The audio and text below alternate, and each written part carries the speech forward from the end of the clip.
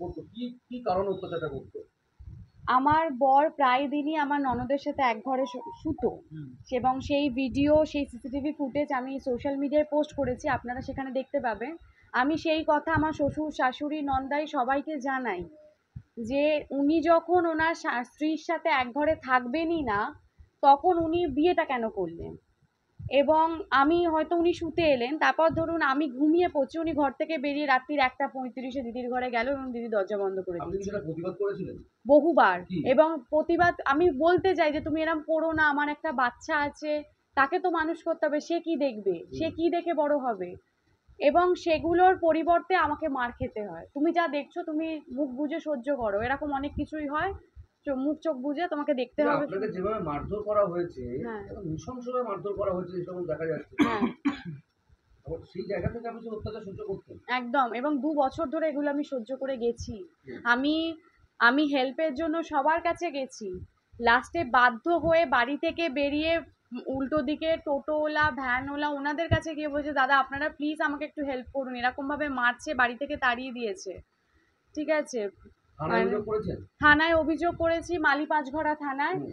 এবং ওনারা এমন জামিনযোগ্য ধারা দিয়েছেন যে ওকে সঙ্গে সঙ্গে ও বেল পেয়ে মানে যাবে। পুলিশের থেকে কোনো সহযোগিতা পাননি? কোনো সহযোগিতা পাইনি। আমি বলছি বাড়ি ভর্তি লোক তালা দিয়ে বেরিয়ে গেল, আপনি নাম্বারটা ট্র্যাক করুন না। আমি তো প্রিপারেশন নিয়ে বেরোয়নি যে আমি ফিরবো না, আমার সমস্ত কিছু ওখানে। বাট ওনারা কোনো কারা কারা? আহ, আমাদের মালিপাঁচঘড়া থানার পুলিশ, হুম। ওনারা কোনো রকম কোনো কিছু মানে সে গা ছাড়া ভাবে জিনিসটাকে নিয়ে আছে। আপনি কি আতঙ্কে আছেন? অবশ্যই, আমার বাবাকে বাড়িতে এসে মেরে গেছে, আমার লাইফ রিস্ক আছে। আমি একটা বাচ্চা, 14 মাসের বাচ্চাকে নিয়ে আছি, আমাকে যদি কালকে মেরে দেয় আমার ছেলেটাকে কে দেখবে।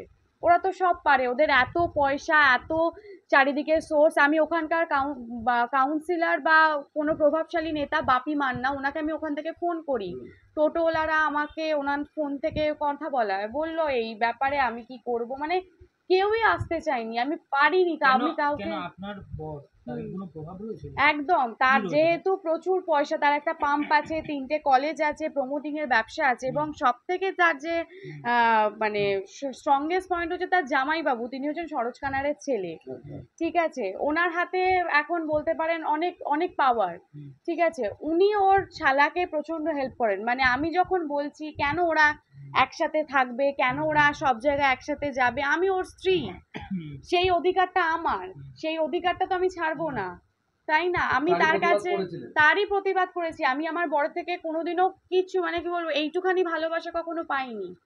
ঠিক আছে, যেটুখানি পেয়েছি ওই বলেছি, জামাইবাবু বলছে ঠিক আছে, চাইছে যখন একবার সবার সাথে তাহলে নিয়ে যা, নাহলে বাড়িতে একা ফেলে রাখতে হবে, এইরকম কি ব্যাপার। চাইছেন আপনি এখন? আমি এই অপরাধের শাস্তি চাই। আমি চাই ও আমাকে যেভাবে মেরেছে সেইভাবে যেন ওকে পুলিশ অ্যারেস্ট করে ওরকম ভাবে ওকে মারে। একটা মেয়েকে মারলে তার কষ্ট হয় না? আরে বাবা, সে তো একটা মানুষ, কেন মারবে? একটা বাচ্চা, 14 মাস বয়স, তার তার জীবনটা নষ্ট করার অধিকার কে দিয়েছে? আপনার নাম? তুই যখন। আমার রিয়া হাজরা।